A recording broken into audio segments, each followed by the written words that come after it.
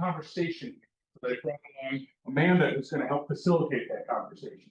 So we really would appreciate it if you've got a question to raise your hand, or if you're joining us online, please put your question or comment right in chat so that we can have a dynamic conversation live. We won't be waiting till the end for Q&A. We'll encourage you to join us in the conversation right away. Presentation. I also want to remind you that if you want to revisit this conversation later, they will be recording this, and within about a week, they'll be publishing it on the website for the conference. Conference room. I guess with that, I'll turn it over to Amanda, Sabrina, and Salima. Do we need to intro you, or you guys? We have slides. Connor? Slide. Intros. You do the slides? We have them. There we go. Okay. I am very honored to be here, and I just going to pump up the session here because I've been working with these two for several years now, and I'm really looking forward to what you have to say and helping y'all have a conversation in this. So take it away. Okay, Sabrina. Hi, everyone. Good to be here. I am an administrative initiatives lead in a department called Administration, Innovation, and Planning. And so I basically keep projects running and keep the people running. And as our keynote said, make people take pauses where it makes sense. I have some of my other roles listed here because we're not just who we are at work, we're who we are everywhere in our life. And we bring pieces of those identities with us everywhere. Thinking about leadership styles, that's kind of what we're focusing on today. I very much am adaptive and adapt to the needs, but also coaching and servant leadership. So, Salima. Hi, Salima Karim-Boy, also with AIP as an innovation analyst lead. A lot of my work circles around data, so trying to figure out how to take a lot of disparate systems and put them together and make sense. Usually using Tableau as a Tableau developer. So I had lead a team of 2 people as well. And as well have multiple roles, don't have one hat, doing multiple things every day, all the time. So listed there, all my other roles in on top of this one. And then, yeah, leadership style, coaching, servant, and love being strategic. Slide. Logistics. A numbered list. And heard some of our intro for today, fireside chat vibe, open convo. We do have listed the topics that we're going to cover. I'm going to share a couple stories for each of those. We want this to be really valuable to you all in the room. So we will spend as much time as you want on each of those topics. Again, we have stories prepared for each. So with that, Salima is going to kick us off on the adaptability. So we love stories because they hone in points. So I'm going to talk about a unit that I worked with that there was a lot of leadership transitions going on in a very short period of time. And that meant for like middle management in my role, I had, changing up expectations, communication styles were always varying between leadership people. And then their priorities were shifting constantly. So like keeping that afloat was not easy. So it was something that I was like, okay, I can do this. And then I go back to the team, anticipating that they would understand something similar and, trying to bring scenario plans. But the thing that I noticed with the working group was that they were separated from the issues that were happening because they were not touching it regularly. And so because of that, I noticed that that feeling of uncertainty didn't go on to them. They were in it. They were heads down. They had the work. They had their objectives. And so when I'm coming from meetings saying, okay, we got to think about A, B, and C. And they're like, no, like we finished X, Y, and we need help with Z to move that forward. And I think what really shined in this example was that they were teaching me on how to be grounded, how to ask better questions, how to ensure that the projects and the deliverables were still on track in spite of what was going on. And so it brought a really interesting perspective of when you're thinking about leadership, you're thinking about adaptability, the things that I can control, it's not there. I don't have, my locus of control was really small, but I could control that the projects get done and on time and well. And so through this experience, I think it really was something that I honed in on of understanding how you bring yourself to your team and to your unit, and how you help whatever leadership changes and transitions are happening. At the same time, you are also working to bridge that gap all the time. And the team doesn't need to know all that stuff. Being aware that they are heads down and getting stuff done, it was just really, it was wonderful to see, and that they taught me so much. Just a great group of people, and I was really fortunate to understand like how I was coming up and understanding like what my role really was. And I think from a leadership and flexibility standpoint, I learned it was less about hierarchy and more about attunement. So. Thank you, Salima. So an example from an existing department, my story is going to be from a new department. So this is sort of more of a personal leadership moment of moving from individual decision-making authority to more collaborative or shared decision-making. To set the stage really briefly, when I was going to go out on maternity leave, I had my paperwork all set. However, my immediate supervisor had put in notice the week before. Our department lead actually gave their notice at my baby shower. And we had an idea of who might be the next manager, but they didn't feel confident signing my paperwork. So ultimately HR did. So again, I was leaving a department where I was the decision maker, going into maternity leave where I had to kind of continue to be the decision maker on my behalf, having a kiddo where I was in control of more decisions.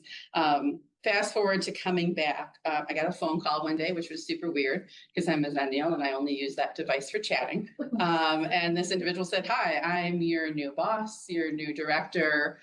You are now a project portfolio manager over a whole department. That last thing that you were in, that last unit, is now part of this department.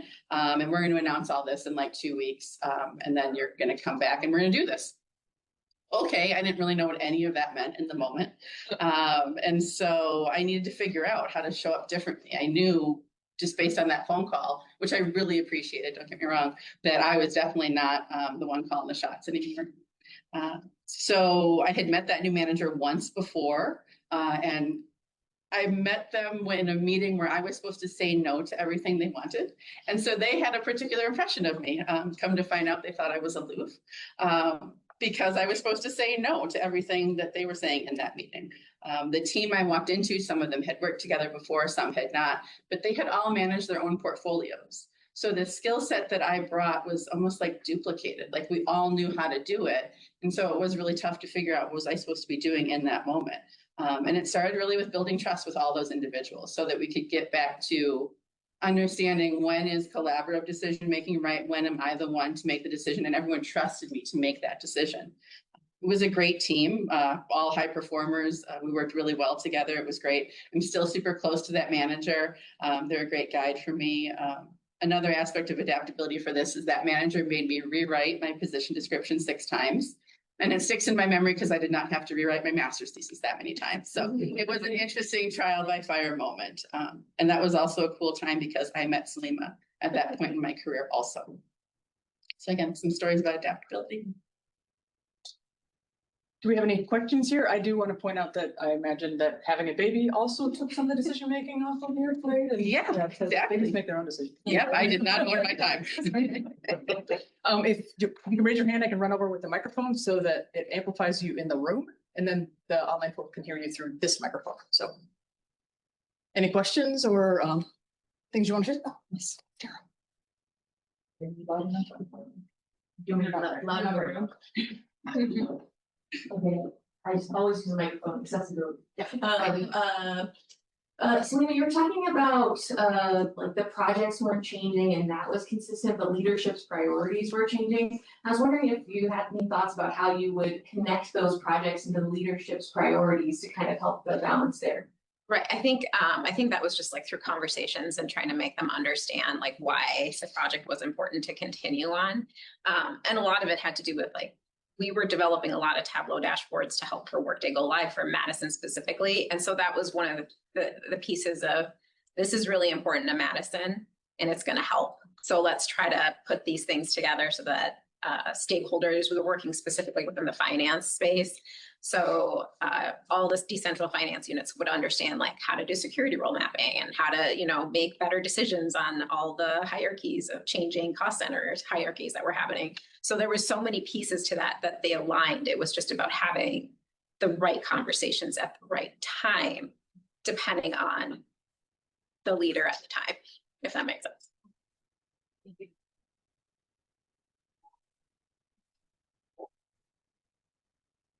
Question about, you mentioned you were on maternity leave and you got a call indicating that you were not gonna have your same job anymore, you were with a different team. I'm curious about the adaptability in a culture where it's okay to call someone to tell them that they no longer have their old job anymore. And they're moving to something completely different. That's a little shocking to me. And I'm curious as to how you actually reacted to that. Sure. Like, I mean, it sort of touches on C and that getting transition and moving forward, but yeah, it's just, it bothers me. It bothers me from a culture aspect that it's like, all right, well, you're so calm on the board, so let's just shift you somewhere else. And how you can adapt yourself not only to the role, but also to in that kind of culture that thinks that that's okay. I don't have a one size fits all because it's based on experience. And so I had the poor experience of having even worse transitions prior in my career. And so the through line there was some type of project management, portfolio management. So there was something of my skill set that was carried through, and I knew that was my solid ground, if you will. I knew I had skills that could transfer. I didn't know anything else about the environment of the people. And that phone call, for as weird as it was almost, again, it was weirder that it was a phone call, but I appreciated so much that they reached out to tell me one-on-one. I didn't have to wait to come back from maternity leave. I didn't have to wait to be in a room with 75 people that I barely knew to hear what my job was. And so I think if I hadn't had that experience of transitions being done even worse, it might have been more unsettling. And candidly, having a baby, part of me was focused there. So I definitely hear what you're saying and I appreciate it. And for me, it was such a confluence of moments that I didn't have time to stop and worry about the change. I was almost more grateful that there was something challenging to return to. There was still a really good placement for me. I chose not to go on FMLA, so I took a little bit of a risk going on maternity leave, speaking very honestly and vulnerably with you all. So it was an opportunity. And I'm also someone who appreciates change. And I don't know what it would have been like for someone else. I think it would have been easier and harder. For me, it was as comforting as any new opportunity could be, if you will. Leaving, not knowing who a supervisor was, right? My immediate supervisor, my next supervisor, the department, like no one knew who was leading anybody when I left. So it was almost like that was the first firm ground by there actually being a supervisor named. So it was a really unique situation, but I absolutely hear what you're saying. It's on paper, it's disturbing. I'm very fortunate that it worked out for me. We have a question from the online community. Sarah asks, as a Tableau developer, it seems like a very isolating role. How do you bring others into that or use that to work collaboratively? Yeah, so I have a Tableau developer who works with me, so that helps. Because yeah, I used to be one that was isolated, so I can understand how it is lonely sometimes. But I actually was very fortunate when I first started is to like get into the community, get to campus, talk to people who I knew who are using it already. And then just trying to be very strategic in ensuring that I was being trained with other people. And some of that was even through private sector. So. Several people in the audience sit around white tables in the conference room and face forward. The two speakers sit together at a table at the front near a laptop and papers, while a projection screen displaying slides. You had mentioned that you didn't take FMLA. What were your thoughts around that? And is that something you would do differently next time?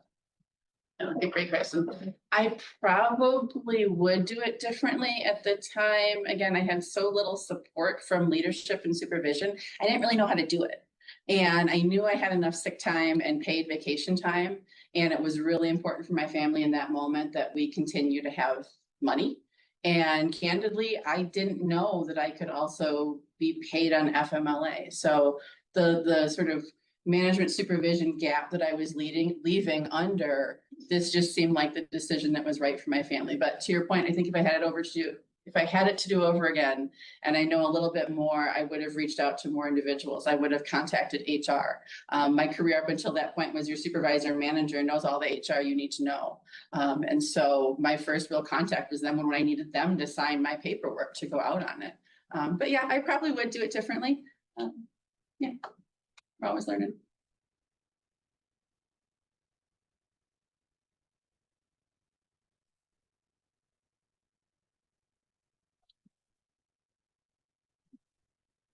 I have a question about strategic risk taking.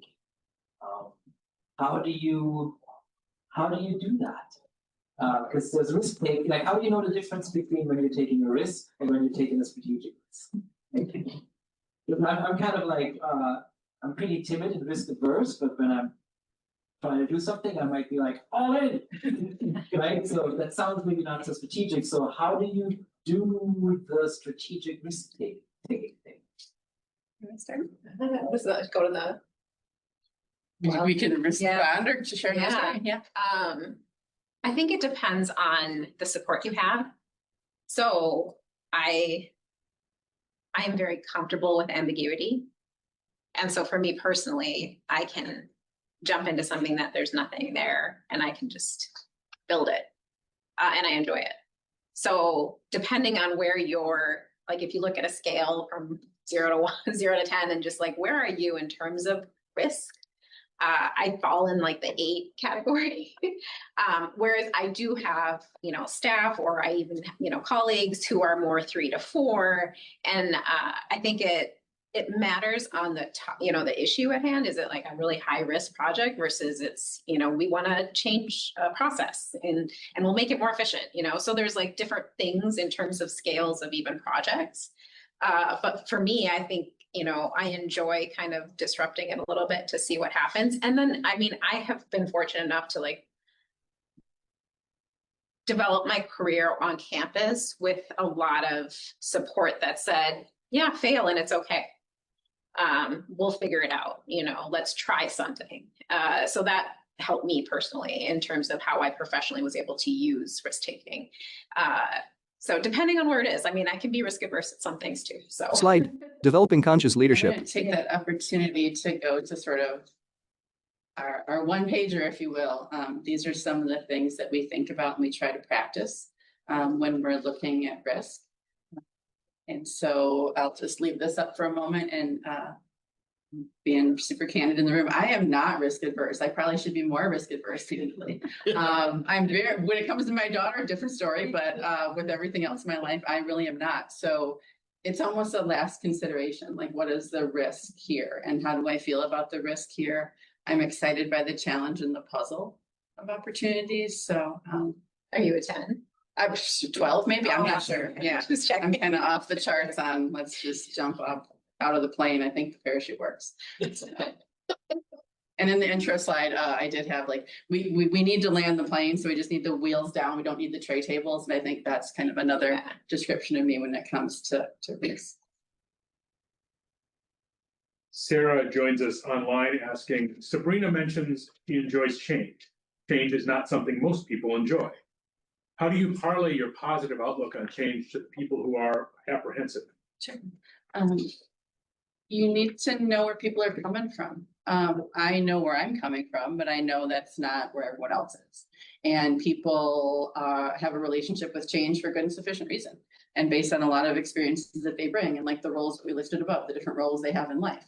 So I start by conversation and really understanding or trying to understand where someone is and how far, what does it look like to move them a little bit further in the change, and what resources do they need for the change to be a little bit more comfortable. But I absolutely never bring my own comfort to bear on others. I use it as more of an ability to explore where people are at.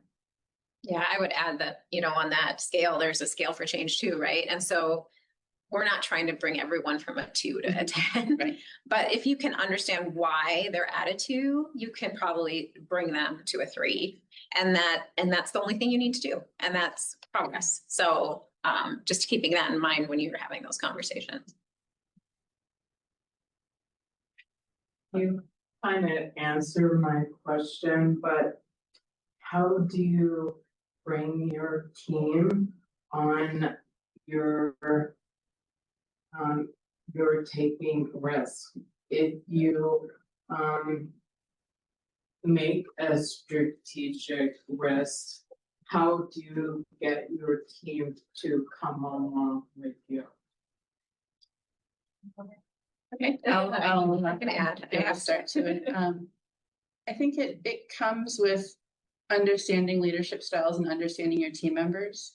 And so adapting the approach, and some folks are going to want to hear candidly the parade of horribles that are possible with a change, because that gets them comfortable. They can process that better. Other folks want to be coached to see how it's going to impact the whole team or the university, and they just need to look at the risk through a different lens. But it's trying to be as transparent and honest as possible, but not giving everyone. I mean, you share the same information, but you have the conversations individually. And I think the hardest part of it is then when the team gets back together and the positive person says, oh my, you heard all that negative stuff. And the negative was, what do you mean it's positive? And then you kind of have to normalize and bring the team back together to say, yes, there's a whole range of possibilities. And this conversation, this scenario planning is what's going to put us in a better position for whatever does come our way. Yeah, I think the thing that I would add on is when it comes to these, it's very specific in terms of the things that I try to personally do with teams and units that I'm in, is I run a strengths finder through everybody first day, because I want to know these things, like where are they in their strengths, so that I'm prepared for conversations like that later on of what do I need to prep for, or where do I need to bring a person along if they are risk adverse or they're not comfortable with change. What are those conversations going to look like, and how can we help work through that early on, so that when, because if I'm talking to manager, I know from leadership that this is coming down the pike, they might not, but I can use that time to, plant seeds and start, asking questions and their concerns. And it's sort of like this really interesting way of proactively having the strengths finder ready, and then looking at how, when things are coming, which team member is gonna, do the, parade of horribles, or, be completely positive about everything, because they're like, all right, let's go, let's break everything. So you can tell it from your team, like where people are at on that spectrum and how you want to bring them over.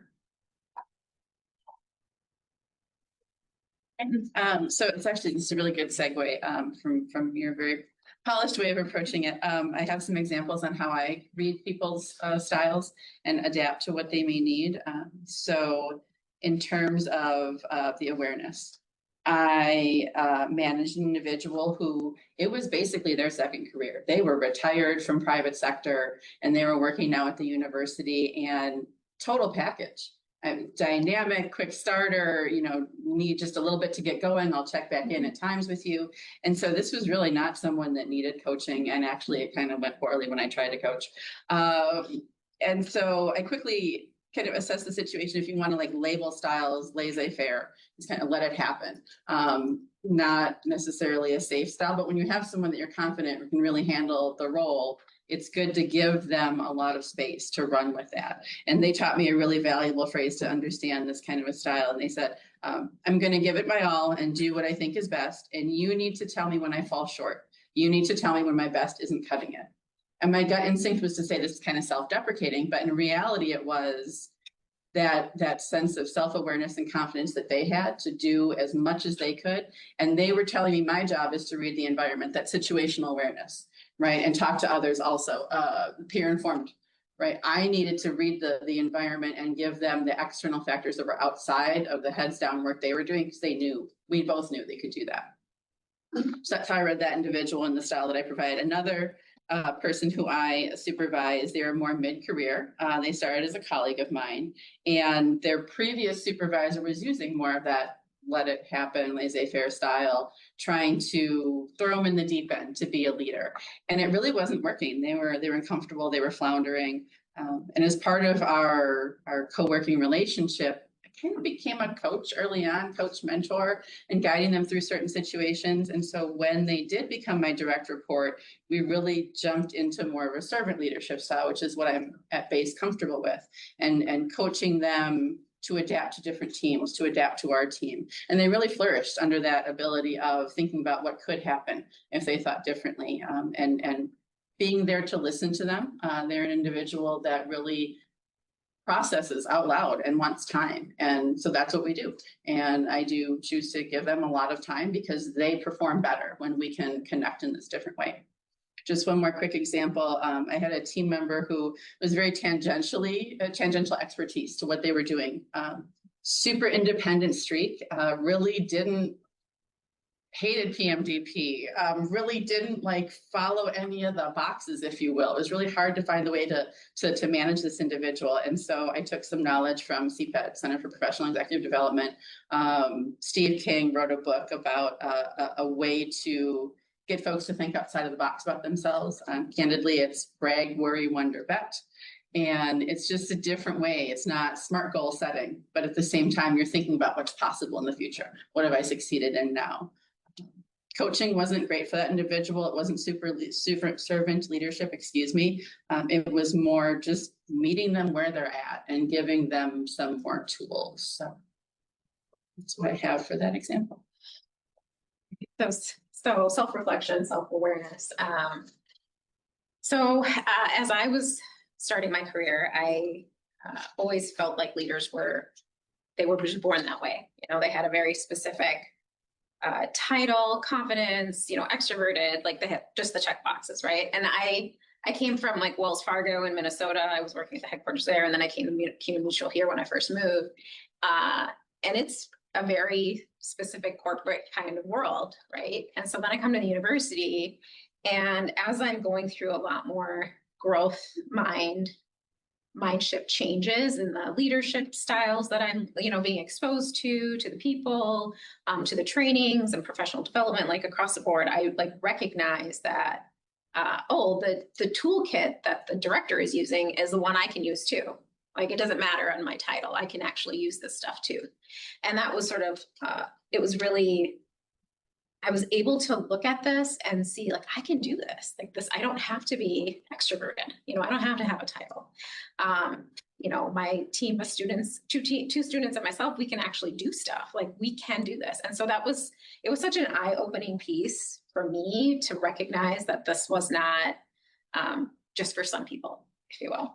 And so then, understanding like leadership is about action too, and ownership. And that really, sit well with me because I like those things.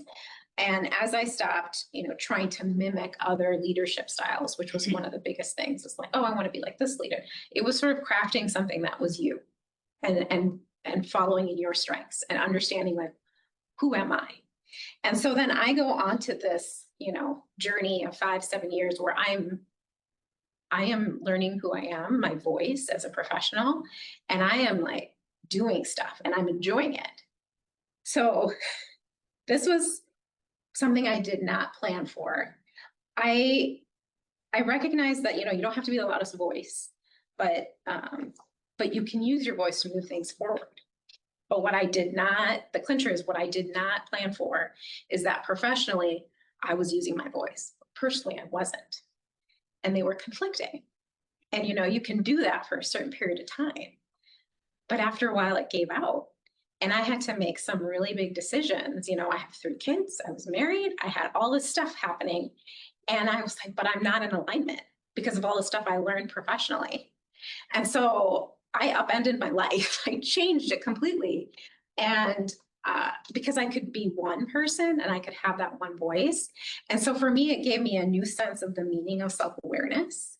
I'm like, what does that mean for you as a person, and outside of work and inside, that you couldn't pay me to go back, but I could tell that I was recognizing that these changes that were happening through my career were bleeding into my personal life, and I couldn't stop it, because once you have voice and you're self-aware enough, it expands to everything and you just have to do it.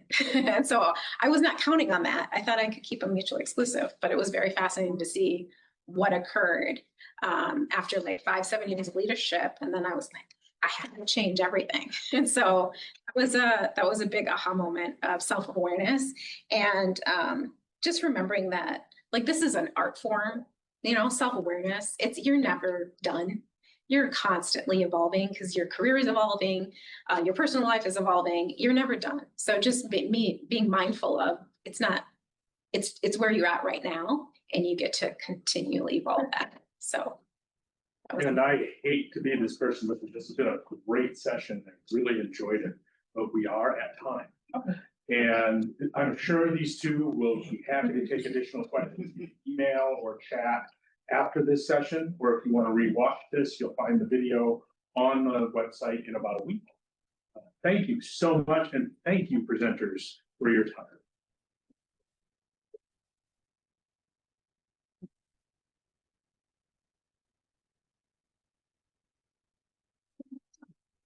Wait a minute. I thought it was 40 minutes. Oh, it goes till 12. Okay, so stick around. I got the time wrong on this one, so I guess we're staying for another half an hour. Couple more minutes, sure. Strategic risk taking in action right here. Adaptability. I'm gonna pull back because as someone that's been your friend through that whole transition, it's been amazing to witness and watch. Thank you. This version is one.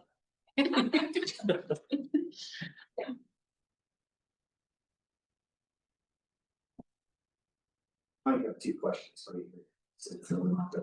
You talked about doing a strengths assessment. Strengths finder, yeah. Have you ever considered doing what puts in the conflicts type finder? Oh, yeah. Okay. Yes.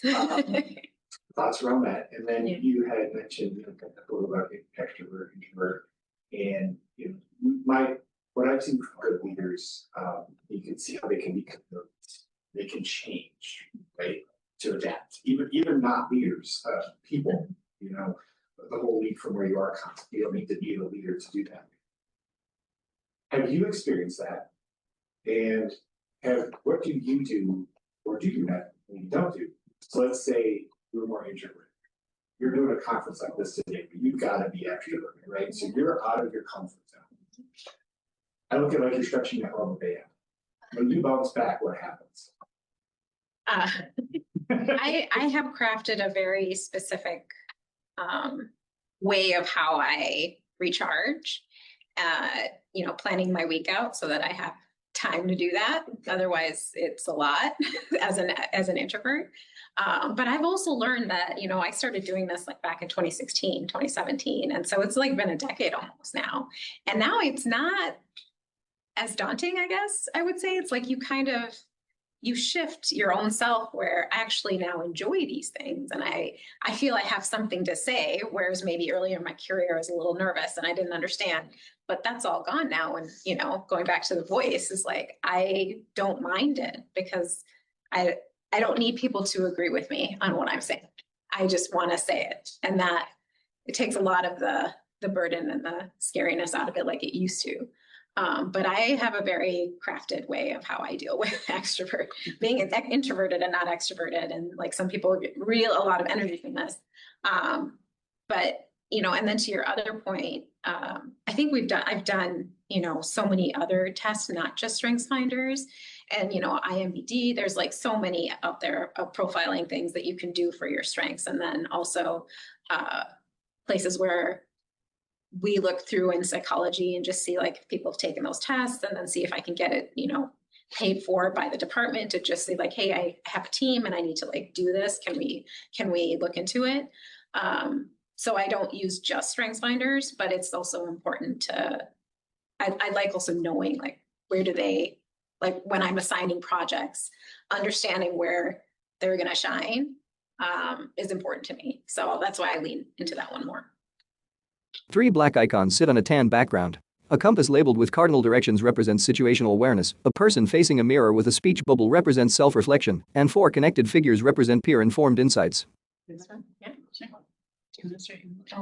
To me. Strategic risk taking, speaking truth to power. So I'm going to talk about telling leaders things in ways that they can hear in respectful ways, and being ready for whatever happens, but being confident that you've spoken what needs to be said. I had a time with a new supervisor that I was trying to figure them out, and they were trying to figure me out, and it was, I couldn't get a handle on what I was supposed to be doing, really. It was a new situation, and it seemed like my team members were adapting faster. That's why I kind of had this reflection point of like, I'm just not getting it. Like everyone else kind of got into a rhythm faster. Their one-on-ones were moving smoother. They were able to get more project work done. They were adding a lot of value in conversations, and I was just kind of stuck. And like every conversation we'd have just felt really stunted. And as I was talking to some of those colleagues, I heard this phrase of, well, we're supposed to make the boss look good. And I'm like, wait, what? No, what? No, what? This doesn't make any sense to me. And I'm like, is that really what we're all doing here? And they're like, yeah, that's why we've gotten in this rhythm, because we're making the boss look good. And I'm like, I don't think I want to be here. And so in one of my next one-on-ones, I really candidly said to this supervisor, and again, we both knew we were struggling to make this relationship work. I said, so I heard that I guess I'm supposed to make you look good, and that we're making the boss look good. And I have absolutely no interest in doing that. I work for the university for the mission. I am here to help students and researchers and faculty, and I'm sure you're great, and you can probably make yourself look good, but I am just really not interested in that. And how do you, what's your reaction to that? Like, where do we go with this professional relationship? And the individual sat back and said, well, wow, I didn't know people were saying that about me. And said, yeah, I'm not interested in that either. I want you to bring your skills to bear for this work, for this department, for this university. And ideally, we all look good, if that's the words we want to use for this one. And it was a really eye-opening moment of, oh, like we're just talking about this and looking at this in very different ways. And that was the connection point. And that was the gel that brought this leader and I together, because we knew we could all do amazing work together. And it was just how people were perceiving their individual relationships. And it took us longer, and it took that kind of in-your-face statement by me to push through sort of the awkwardness of it. Again, we ended up having a great relationship after that, but it was a little tough. I was a little uncomfortable with it. I was new enough to be brave and crazy, I guess. And then another time of speaking truth to power. There was a time I was in an organization, and they chose to give an individual a supervisory opportunity, which is great. There's not a lot that come by in the university, and so I absolutely support when units can do that. And so what had been a colleague of mine became my supervisor, kind of the inverse of one of my last stories. And this individual had been at the university for a really long time. They knew the work, they knew the people. It's a logical choice. It really didn't gel. It was fine. We did good work, but I kind of knew I could do more. And we spent about a year in this working relationship. And then someone approached me and said, well, do you want to keep doing this? How is this working? And I said, well, it's fine, but can we be more than fine? And what does that look like? And we had a conversation where what was on the table is I could make the choice to have a new supervisor. And it's really uncomfortable to make that choice. It feels great in the moment, but you're thinking about someone else's opportunities and careers. And so that was another moment where I did the hard thing for all of us, really, and said, yeah, I would like a different supervisor. And I think ultimately we all managed to succeed and persevere. And it was awkward for a while because we continued to work together for a number of years. But that moment of acknowledging things can be better. Things are fine, but what do we do to make them better? And so that was my other time when I really spoke the truth in an environment. Okay, so strategic risk taking. So this goes back to 2017-ish, so it's been a minute now. So I don't think that when you're in your career, people, or leadership or your supervisor comes up to you and says, do you want to do a project that's going to be life-changing and career-altering over the next decade? They don't tell you that ahead of time. Just like there's a project. And so the story behind this project was, for context, in 2017, like I was a financial specialist on campus. I was working in grants, business analyst, like a lot of finance specific roles, which would mean that I would be the career path that I was told is like central finance, right? And I was getting at the age of like, I don't know if I want to do data entry forever. And so I had heard about Tableau, and somebody said it was like Excel on steroids, and I love Excel. That's like my joy. So I'm like, how could it be better than Excel? And so then, I get, permission to play around with it, do some projects, start, basically learning on my own, reaching out to campus, seeing what other Tableau developers are on, like, how can you help me? What, where are we at? And I was going to Tableau conferences, like all pre-COVID, of course. And I was just seeing all the stuff private sector was doing. It was like they could run circles around higher ed. It was like so frustrating. I'm like, wow, we just want to ask the simple question over like 30 disparate data sets, but they're doing like millions. It's like, how can we make this happen? And so like, I'm training, I'm learning, I'm doing this stuff. And then I get on a benchmarking project where our help desk was being asked to do some Gartner analysis, like how are we performing? And this is like, basic, I've done this millions of times. You do the data, the Excel side of stuff, and then put a narrative together, and you work with a group of people, and, we get an output of like, here's your, case volume, budget, like where are you at cost per ticket, like all these like very specific metrics that they were interested in. And, at the time I was, a financial analyst. So I knew the budget well, and this was not difficult. So, but it was not scalable at the time. This is all historical data. And leadership was really specific on, we want to know in real time, like, how are we doing every month, essentially? And so then I go back and I'm like, well, I have some Tableau knowledge now. Like, I think I know what they want. And I just sit down for like a whole week, and I just put all this stuff in the back end, and I'm like trying to make these benchmarks and bar graphs. Like, I think this is what they're interested in, because you can monitor, we have live data within our, ticketing system.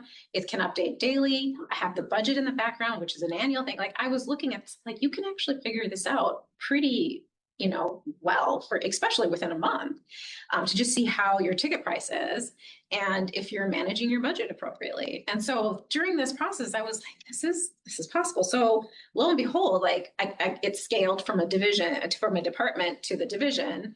And so, 50 different disparate data sets from all various places being put into this one Tableau dashboard.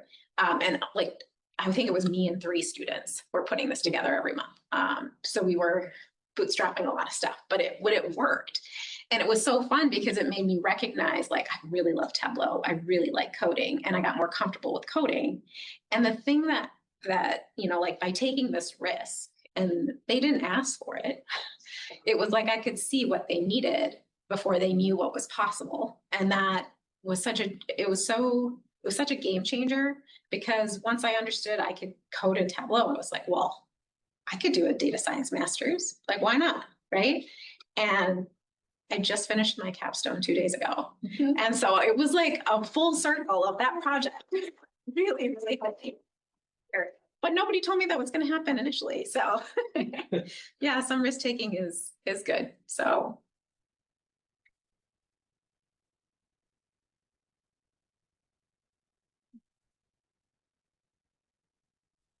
So it sounds like some of the risks took a long time. How do you know it's worth it to keep going once you take the first step? To keep going. I mean, I think it's like seeing the benefits of the output of the deliverables that are actually making data decisions happening more often, and the hope is it's going to continue. I mean, I know we're all just getting used to Workday, but the goal is like, these things can get automated and these things can happen faster and quicker, that we can, I don't know if we like private sector, but I do see within the next decade, we will have access to this type of data that we can do more work with and answer questions faster. So I think for me, it's this I guess I'm really hopeful. I'm an optimistic person, so I feel like it's gonna keep going, in my opinion. We'll see. It's not like there's not gonna be hurdles and challenges, but that comes with the territory. So just being mindful of that going in.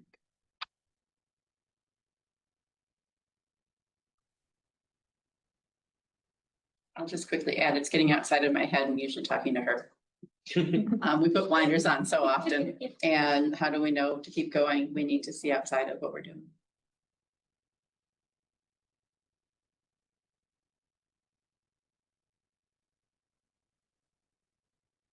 Okay. Questions?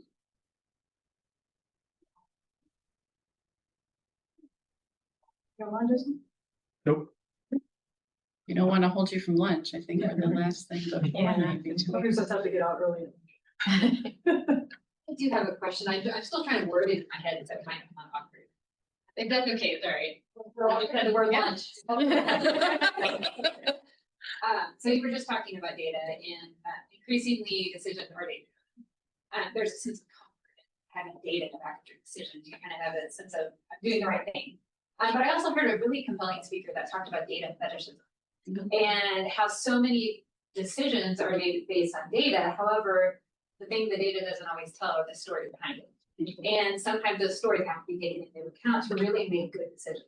And so what's your thoughts on that? I know it's a bit of a deviation from talking about what are your thoughts? No, I mean, I think that's sort of part of, the level of, I guess, like you can put anything into Tableau and make a calculation. Like, you don't know if it's right. You need a subject matter expert alongside you. You need people across like multiple projects or multiple spaces within the field to let them know, like, I'm coming to this conclusion based off of what I've pulled and that you've given me as raw data. Is it right? Like, I don't know. Is it telling the right story? Because we tend, at least my team, like, works with subject matter experts regularly. Like, we're not doing it alone because we can start stuff, but we will not know. We don't know that function or that specific unit, whether it's finance or HR or any other role. We don't know if it's right.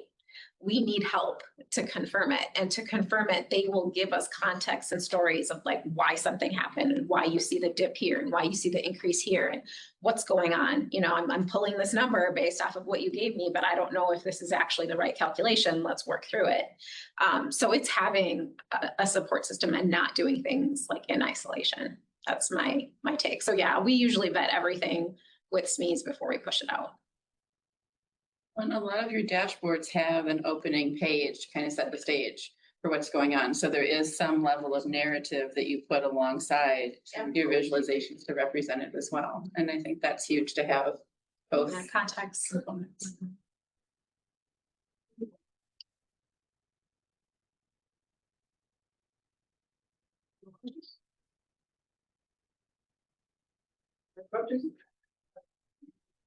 All right, I guess this time I'm gonna do it right. It sounds like folks are winding down on the questions and sharing, but we really appreciated your participation. And thank you for correcting me when I tried to cut you off the lead. Again, our presenters are happy to take questions afterwards via email if you think of something later in the week. And again, we will be publishing the recording of this event later in the week. Let's give a round of applause for our presenter.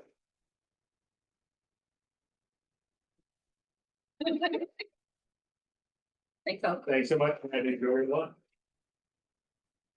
And thank you, Amanda.